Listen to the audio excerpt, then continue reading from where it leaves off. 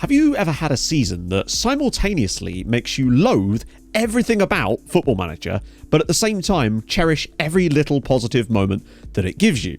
Because I have, and it's this season. Yep, I have to say it again. Once more, we have a Hungarian side in a European final this year, which of course means that we will be doing that live over on stream right now, so hop on over and join the fun after you've watched this video. And the VODs, of course, can be found on the second channel, linked in the description. They go out the day after every single stream. Apologies that one of them was in two parts this week. That was on account of the fact that my entire stream died. But season 23 of Building a Nation with MTK Budapest was set up to be one of hopefully huge progress. This would be the first time that we'd ever have 8 teams playing in Europe, 5 of which would be in the Champions League, which meant that there was a lot of points available, provided the other teams in the Champions League did not let their country down. But before that, there is the little matter of the Champions League final and Conference League finals from last season. So let's jump to that first. They bloody did it. They finally broke the curse. For those of you that maybe are new to this, Conference League has been a bit of a soft spot for us in Europe so far in this save. This was the 8th different time that we'd had a side in the Conference League final, and we finally got a win. Girmot, with a goal from Angel Ayala, beat Roma 1-0 in the Conference League final in Stuttgart and become the first Hungarian side to win the tournament, which now means over the course of this save, we've had teams win every single tournament, and we, of course, have not won any of the lower tournaments other than the Champions League, which means that this is just fantastic news for us. And that would, of course, meant that Girmot would be playing Champions League football anyway, but it was just lovely to see them finally get a European trophy to their name. But now for the Champions League, where things have been a little bit tetchy for us over the last few seasons. We were finally craving an opportunity to put that to bed. And boy, did we. This was about as cool and calm and collective as you could possibly be in a Champions League final. Blaz gave us the lead after 15 minutes, added another one on the hour mark. Liverpool did nothing. Our defense was absolutely flawless in this one. We even had an opportunity to take our goalkeeper off with 10 minutes to go so he could have a standing ovation from the crowd, knowing that it would be his last season with the club, and he's been a great servant. So this was his last appearance for us, but what a Champions League win this was. Easily our most composed one, and really did make us feel like going into this season with the squad the way it was, we were in a fantastic position to continue winning some European tournaments and really crack on home with some extra points. But yes, 2 European trophies for Hungary. But now let's get back to the present and start talking about some transfers, because this year we actually have made some big sales to keep the club afloat and have been doing some laser focused business on bringing in some players for enormously cheap fees that can be massive sell-on fees, basically. The biggest of which was Pretzel to Real Madrid for £70 million. Not a transfer that we wanted to make, but it was a transfer that we had no choice to make. He backed us into a corner. We knew that if we didn't sell him this summer, he would never be able to sign another contract. He had pushed it all the way through, so we had to get rid. It's a shame because he's a fantastic centre-back, but we did feel that we could do better. Well, maybe not even better, but we had options around the squad. 70 million is certainly not enough for a player of his quality, but it was the best we were going to get with 1 year left on his deal. But still, lots of money for us, which is what we wanted. The next out was Luis Cardoso, a player that you probably haven't even really seen before because he's been on loan at Haladáš and Debrecen variously over the last 6 years. The young Spaniard, Spanish international as well though, but he refused to go back on his loan to Haladáš this summer. And when the opportunity came, and given that we were so stacked with wide positions, having quite literally 6 starting wide players, arguably 7 if you include János, the youth player as well. We were stacked in that area, so we didn't feel there was any room for him in the squad. Foreshadowing, we'll talk about that a little bit more later, but Chelsea offered us 40 million, so we decided to take it. It also has a 50% of next sale fee clause in, so plenty of money coming down the line, hopefully, later on. Next, a very strange sale. This is Kevin Griffiths. You'll know all about him from when he joined us around about, nearly 10 years ago at this point. Spent a long time out on loan at Kexmet, came back from his loan, and was basically establishing himself as a really solid player for us. Not always a first choice for us, but a starter nevertheless a lot of the time when we needed him in the league. But he's moved to Kisvárda for £20 million, a team in Hungary. Now, the situation here was, once again, Kevin was trying to force his way out because obviously with all the players we had swilling around, it was difficult to get them all football. Had he stayed, he would have got plenty of football, but again, more on that later. But we had lots of bids, 55 million, up to 60 from some big European sides. But when I offered him that again, Kisvárda came in with a bid. Obviously, it was 40 million. I dropped it down because I didn't want them paying that much money, and he actually agreed to go. So they now have an English international. We also said goodbye to Kenny Baumeister at 35 years old, £10 million move to Manchester United. Sadly, once again, the curse of us moving players to Manchester United has come to pass, where, once again, he's only played 1 match, once at striker and once at wing-back. 2 positions that he literally cannot play. Man United have lost the plot, but they paid £10 million for Baumeister, and he's earning nice money there, so we say goodbye to Kenny. And the last big out, of course, was Mladen Gacic, a £5 million move to Real Madrid. Somehow he's worth 54 million there, despite being 37 years old. and only has a year left on his contract, it doesn't make a great deal of sense, but nevertheless, that's Football Manager for you. Yeah, £5 million move so that he could go and flourish, get one last big payday to play in the Champions League, basically. And we felt that was nice for him because we had another goalkeeper coming through in Liam Cooper that we felt was the right man for the job for us this year. But now to the ins, we had a decent amount of money to spend, but we wanted to make sure that we spent it wisely, and I believe that we've done that. First fun pickup was Charles Koulibaly from the Ivory Coast from ASEC Mimosas for £900,000. Just noticed, actually, he's back up to being 5-star potential again now. He didn't go out on loan. This wasn't through choice, just no one bid on him for some reason, which is mad to me considering how good this guy is. We also picked up Scipion Redencic from, who was it actually? It was from Voluntari for £2.1 million, Romanian international, hasn't got a lot of game time, and again, I would like a loan for him, but he wasn't really interested in that at the same time. He's another player that will probably end up playing further up the pitch, but again, the prices that we're getting on these deals are phenomenal for the quality of player we're getting. And never has that been more evident in Josiba Nieto.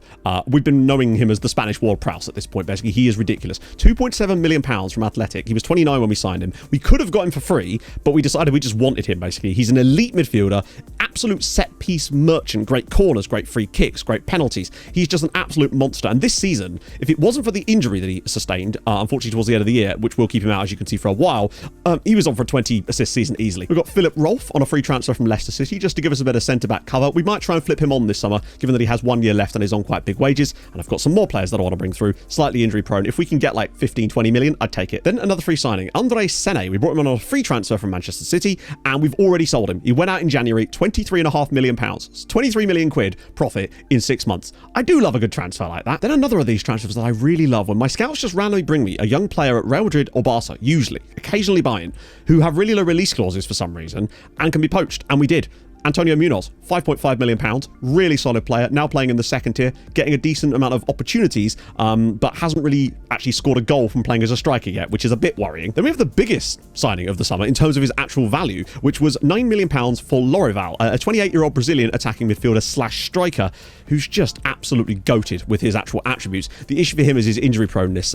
Unfortunately, he's just not played a lot of football this year, mostly due to that, but I still think there's tremendous sell-on value for him, which we may well need to do this summer, potentially just to keep the club floating financially. Next is a player who I've only just noticed, and you watching this will notice this at the same time as I have, has moved back to being, I say back to being, I don't think he was ever 5-star potential. That's amazing. So this is Moaz Nasseru, an Ethiopian central midfielder that we stumbled upon just randomly looking through African national teams, and we noticed he had a couple of caps when he was like 16, so we figured it was worth a scout, and we signed him for 4.2k. This was like nearly 2 years ago now we'd agreed this deal, but now he's finally joined us.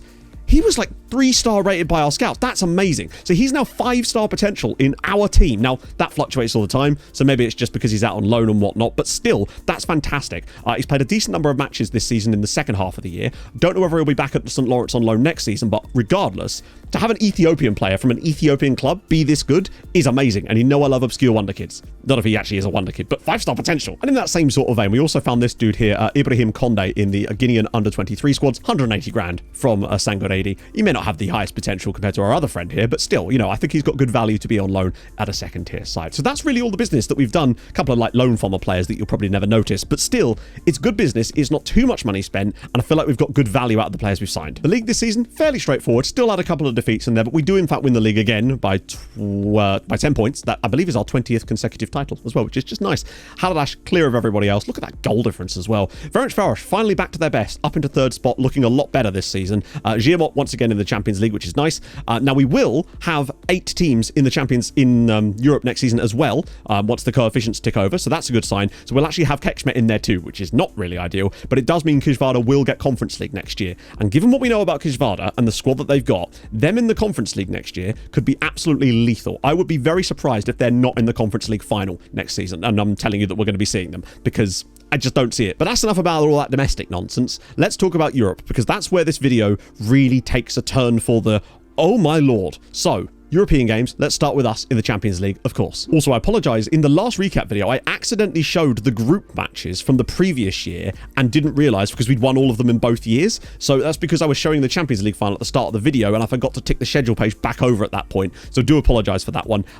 It happens, unfortunately, but we did win all those games too. And we started off with a fantastic victory this year against Real Madrid. Bigmanovic, Blas Durin, and of course, Patrice Villome, who just cannot stop scoring and being an absolute goat, gave us a comfortable victory against Real Madrid to get ourselves started. started, and that was now, what, 17 consecutive Champions League group stage wins, which then turned into 18 as we put 3 goals past Juventus as well, really looking like the top dog, basically. Michal, Blas, and Carpenu with the goals. And then it just continued. 5-0 away at Feyenoord, a hat-trick for Blas, 1 for Nieto, 1 for Edvaldo as well, just constant pressure, brilliant performance. We then went to an always difficult FC Copenhagen, but Blas and Kevin Griffiths got us the goals to grab the win and keep that momentum going. Sadly, at Stamford Bridge, we did drop points in the Champions League group stages for the first time in over 2 years, which is a real shame. We took a 2-goal advantage as well with Blas and Michal, but then 2 goals from Luis Cardoso, the player we'd sold to them in the summer, pulled them back into it. Thoroughly deserved. They probably could have won this game. It was a very strange one. But then in our last game before Christmas, we went away to Atletico. Blas again from the spot, Michal in there too. Rafa Escudero, who was actually joining Kijvarda at the end of this season on a free transfer, was enough for us to get the victory. But again, you could see that actually we were a bit fortunate in this game. But that really is where the fortune ended for us this season, as we got in January every single one of our starting wingers injured for long periods of time. I'm not even kidding. We had Edvaldo, Kevin Griffiths, Bigmanovic, Michal, and even Janos all went down injured in the same 2-week stretch, which meant that we would be missing most of them until the very earliest, maybe the second leg of a quarter final. You'd think having 8 wingers capable of playing would be enough depth that you'd need to get through, but oh no, not this season. It was a different kettle of fish entirely. Luckily, it didn't matter, as our first game after Christmas was against Dinamo Zagreb. Blas managed to still be fit, at least for this one, and Patrice grabbed himself 2 goals in this one too. But you'll see Carpenu on the left, and Janos on the right. Those are the only 2 fit wingers / can even sort of play their players that we actually had. Janos at 16 was thrown in because he was literally the best player we had for the position. Luckily, games against Dinamo Zagreb, we managed to get through relatively comfortably. And the same could, of course, be said for the game against Midtjylland, as we managed to get the win with Nunez and Sen Van Dam, although Teixeira was sent off for a silly one. But again, Janos and Carpenu had to start. Janos, however, had a fantastic game, despite still only being 16. However, you'll have seen a graphic in the thumbnail for this video. Now, this picture was actually taken midway through match day 8.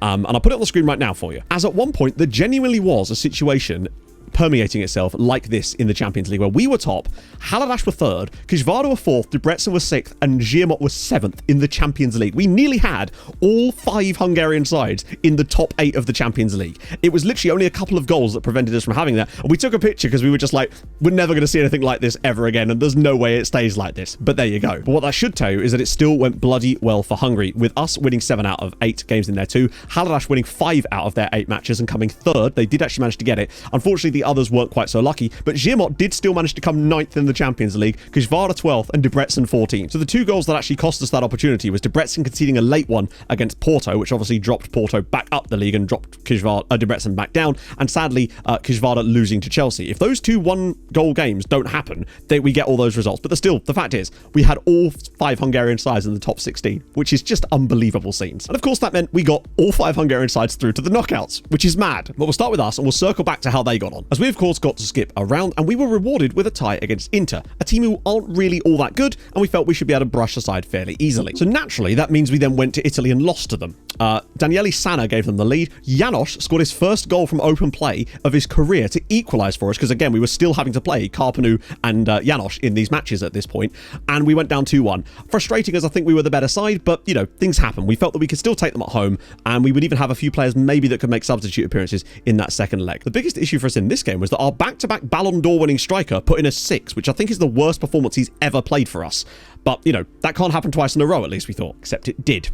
And unfortunately, despite absolutely battering Inter for the entirety of the second leg, they scored an annoying one where the goalkeeper rushes out for absolutely no reason to the wing area, the ball is played across, and our player kicks it straight against the Inter striker. Not to mention, of course, the fact that we missed every chance under the sun, and the goal that we did score was a direct free kick. It's just mad and absolutely infuriating that we went out with this, because you can't even look at that and be like, well, it's because we were missing players in those positions. We created so many chances over both these games, and to concede the way that we did in them is just infuriating. But yeah, very, very frustrating for us to go out in the round of 16. But we did still have hope, because we had 4 other Hungarian sides in the Champions League. Unfortunately, things didn't go great for Zirmot off the start, losing 2-0 away at Milan with Vega, even though Milan were not particularly very good this year. But things seem to change the moment you get to the knockouts, unfortunately. And sadly, Debrecen got the benefit of drawing Real Madrid. That was their reward, because Real Madrid managed to finish in the bottom half, Debrecen got drawn against Real Madrid, humped 4-0 in the first leg. Giamot did manage to get a draw against Milan in the second leg, and we do wonder if Kirkovs wasn't sent off, if maybe they could have got back into that, but I'm just not sure, as Giamot then took the bow out. At that point, Debrecen were looking pretty much effed in the second leg, but we still had Kizvada and of course Haladash, who were through to the same round as us. So naturally, Kizvada managed to lose against Shakhtar. Bear in mind, this was 23rd place Shakhtar, a team that Kizvada should be sweeping aside very easily, given that they'd beaten, Manchester United and various other teams in the group stages. But once the knockouts come rolling around, all of a sudden, our teams in the Champions League just seem incapable of winning matches. And in the second leg, they managed to win the game 2-0 in normal time, with Kevin Griffiths scoring both goals, and then conceded to Shakhtar's basically only chance in extra time. Sorry, only chance of the game, naturally, to go out in extra time there. So very, very disappointing. But luckily, we still at least had Haladash in the same round as us. Oh yeah, and Debrecen obviously drew the second leg 1-1, but obviously still went out. For some bizarre reason, I can't get the fixture page to show me the first leg between Haladash and Milan, but you can see here that they did actually manage to progress through in the end by 4-2 on aggregate, with Živkovic grabbing a pair. So they at least knocked out Milan and got some revenge for us. And the reward for that was Paris Saint-Germain. So then naturally, they went to the Parc des Princes and won 2-1. Živkovic with both the goals. They got an annoying one back with their first opening of the entire game. Unfortunately, Živkovic limped off injured and would be out for the rest of the season, and that was when we just felt that there was no hope for them. But they still had more than enough to do PSG in the second leg too. Persegona and Martina put Haladash through to their first ever Champions League semi, where they would face off against Real Madrid. Not easy, but the fact that they were there at all was mad. And a 0-0 draw in the home leg still gave us a bit of hope, but we just felt that in the second, maybe they'd get some players back for the second leg, because they were having a few injury problems, unfortunately. Sadly, it wasn't quite enough. Henrique and Aaron de Belder scoring goals in the first half and now bedding Haladash there. Haladash didn't even have a shot in the entire game, no shot, and no goals against Real Madrid. But to get to the semi-finals really does show you the level of quality that now these Hungarian sides have in Europe, and it makes me so excited about what could happen next season. But what about the Europa League? Well, we had Ferencváros and Budapest Honvéd in there, and Ferencváros coming a nice 4th in the groups. Solid performance, 17 points, only the one defeat in there, which was weirdly to Austria Vienna. I don't really know why that happened, but there you go. Honvéd struggled a little bit actually, despite only losing one match. Just drew a few too many games that maybe you'd expect them to win, especially away at Maribor and Dinamo Batumi. You've got to be taking points there, and that's what really cost them a top 8 spot. But nevertheless, it meant they were through to the next round, and Ferencváros would get to skip around. But their reward was a tie against Sporting of Portugal. Not an easy one at all. But then they got a 1-1 draw away from home despite having a red card, and we suddenly felt a lot more confident about their chances. And then they naturally went and lost 1-0 at home. Because of course they did. A 92nd minute winner for Sporting knocked them out, who of course then had to play Sporting. But luckily they did go away to Sporting and win, with Callahan scoring the goal. Now Ferencváros had actually beaten Sporting 3-0 in the group stages, so they had a little bit of a previous on that one. And it really showed as they won the home leg as well through Joaquin Silva, 2-0, and through to the quarterfinals themselves. Problem being, of course, they would then draw Napoli, another team that they had also beaten in the group stages. And once again, they went away from home, Serbe Karakalic with a brilliant winner in the 81st minute, pushing them through to the next round. And if they were to progress here, they would face the winner of Benfica versus Villarreal. And boy, were they. Once again, winning home and away, Silva with the goal, beating Napoli, as Villarreal got a victory over Benfica, and that would set up the final few matches being Ajax Newcastle and Ferencváros Villarreal. But unfortunately, a 1-1 draw in the opening match was exactly what they didn't need. Casella, with their only real opportunity of the game, gave them the lead. Karakalic equalised again, and then the red card. It was just a battering, but Villarreal stood hard. And then, of course, Boyer, our former player, scoring 3 goals for Ajax. But in the second leg, they did the business. They went behind and yet again managed to come back with Silva scoring a goal, but then Mattia Mancini in the 85th minute, beautiful strike across the goalkeeper, sending Ferencváros to their first Europa League final of the save, and our 4th Europa League final of this. And they will play Ajax and not Newcastle. Ajax are okay, but they still finished below Ferencváros in the groups. I still think Ferencváros are the favourite for the Europa League, so we could well have another Europa League title coming our way. And of course, the Europa League final is what we'll be doing over on stream right about now. But that still left the Conference League, but sadly our only competitor in that was Kekshmet, a team who haven't played in Europe much and we didn't really have high hopes for. And it didn't go well. 21st place, 3 wins, which is fine, against RFS and Roma. They beat Roma, but then were able to lose against like Tondela and St. Gallen, including 2 home games out of that, which is just criminally bad from them. But they managed to win their first leg against FK Partizan, 1-0 at home. We felt, you know what? Yeah, maybe they actually can do it. Except they hadn't, because they lost the second leg 2-0 in Serbia and sadly went out at the playoff round. So really no real success for us in the Conference League. But you can see how a season that starts off with that amazing performance in the groups for everybody, we had so many coefficient points after Christmas, and then just it felt like a bit of a dead rubber and just a bit limp for the rest of the year, because we went out so early. Honvéd went out massively early. Kizvada as well. Teams that I felt that could at least get through a couple of rounds just didn't. And that's just one of the things about building a nation save that you're relying on, sadly. But our big concern now is that Haris Živkovic might not go back out on loan, because his loan is due to be extended while he's got this massive injury. And if they lose him, it could be catastrophic. But as for the coefficient on the year, we are still sitting second. Portugal are far enough behind us that it won't matter. Italy killing it out in front. We obviously have Ferencváros in the final two, so they're going to get a little bonus point for appearing in that, and maybe if they come up with the win, we could get a little bit closer to Italy, but we're not going to overtake them today. But you'll know, England, 4th on the year. They haven't even managed to crack 20 points for the first time in I don't even know how long. And the reason for that is because Leeds, who are England's competitor in the Conference League, got knocked out in the final qualifying round by Montpellier, a team who have now gone on to be in the final. But still, the luck there for us was massive that Montpellier were able to absolutely clobber Leeds, 4-0 I think it was. So England lost out on a lot of points, much the same way that Spain did last year. And if that could happen a few more times for England maybe, but it's really luck whether they draw someone that's good enough to knock them out, that's the only way I could actually see us even hauling back England, if we don't have that happen, and it does happen to them. But what are the chances of them drawing a team like Montpellier or one of the big Spanish sides? Now, as for the youth intake this year, we weren't expecting much, as we never are, but we did actually get a player that's worth showing you. And this is he. This is Victor Llorens. 5-star potential. Now, admittedly, when he came through, it was 4 stars,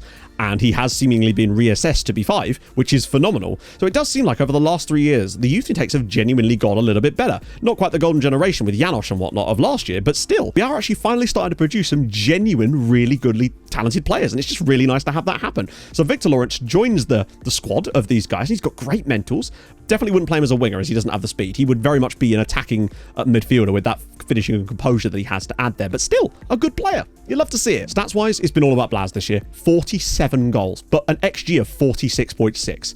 So it just shows you how much he potentially left on the table in terms of, normally he's overperforming his XG by like 10 sometimes, as much as that. I think he should have had 50 goals this year. And maybe if we'd progressed further in the Champions League and he'd maybe scored the goals that put us there, he could have had well over 50 goals this year, which is a real shame. But to score 47 in 39 games is absolutely fantastic. But that did leave less time for the others in there, but Sem still managed to grab 13, Edvaldo with 30, another 12-goal season for Patrice. Just a lot of players down here, you'll notice, like Mihail and people like that just didn't get enough matches. Edvaldo only started 15 games because of the injuries. Same with Mihail as well. But on the assists front as well, Nieto, 17 assists this year. He could have had more. Only played 25 matches for us. If he didn't get that injury towards the end of the year, I could easily see him crushing the 20 points. And I think next year, if he can stay fit for an entire year, probably will be his last real competitive season for us. I could see him easily doing that because he's just a monstrously good player, and his set-piece delivery is world-class. But also, a big shout-out to Marco Teixeira. 11 assists this year, far and away his best ever season for us. And he really has come into his own as a world-class talent now, considering he's still only on like 12 grand a week. But one other player I did want to quickly highlight as well is Liam Cooper. He is the player that has taken the reins over as our first-choice goalkeeper this year. We've seen the way he was developing out on loan at Kekschmet. We brought him back because we knew that we needed a quality keeper, and I think he really is the man for the job. Now, he still isn't quite as good as Gacic was in terms of his pure technical ability, but he's also 22 years old. His physicals are phenomenal, and he's just developing like crazy. Now, the loan farm, at one point, we were down to minus 84, which I believe put us at 172 players out on loan, which is mental. Now, one thing I have noticed, which I don't really understand why, is looking at these loan expiry dates, some of them are expiring in June, and I don't really know why. Some of them are randomly expiring in the start of June, which is weird because that's normally the day that we extend the loans, not the day that the loans are actually fully gone through. So I don't know what's caused that, but yeah, weirdness. Best player out on loan at the moment this season, 36 goals. Juan for Meshkovec, as they've won the second tier as per. But the loan farm is still fighting strong. You can see some of the top quality players that we have out on loan. Molina now is, my goodness me, he's now he's just a world-class centre-back. I mean, this is why Giamot are so good, because they've got a guy like him sat in their backline. 120k, he's still only 22 years old, and he's probably getting on for one of the best centre-backs in the world. He's phenomenal. But as for finances, we are down to 95 million in the bank. Now, the reason for that is quite simply, we've left 60 million on the table as a result of not progressing through the Champions League. Last year, we earned 102 million. This year, we've earned like 40 from the Champions League because of the lack of progression. Now, the FFP thing always says that. It says we're down to 40 million. That'll be fine once the prize money and stuff comes through. There's always an issue with that. We have still made a profit this season, considering all of that. And we'll have to probably sell someone else in the summer as well, I suspect, just because of the lack of performance in the Champions League is going to cost us dearly. We've got some players lined up that we can almost certainly move on though, so it shouldn't be too much of a problem. But the aim this year is simple. Once again, we're going to have 8 teams in Europe no matter what happens. We need another group stage that's going to be similar to what we had this year. Now, I don't think Kekschmet are going to do a great deal, so maybe we'll have 4 teams qualify, but I'll take it, frankly, because we'll have some better success maybe further down, because Kishvada are going to be in the Conference League, and they should clean up there. But it could all go to pot if a lot of these guys that are coming back from these loans actually end up coming back from these loans instead of being extended. That could be costly for us. But that is nevertheless what we're doing over on stream right now. We're obviously doing the transfer window after the Europa League final, which hopefully Ferencváros have won by now, but you just never know with these things with Hungarian teams, particularly how they've done in Europe this season. It's been a bit much of a muchness. So if you have enjoyed, drop a like. If you're new to the channel, subscribe. I stream on Twitch, obviously, and I'll see you guys very, very soon. Hold your gun, capybara Bye-bye.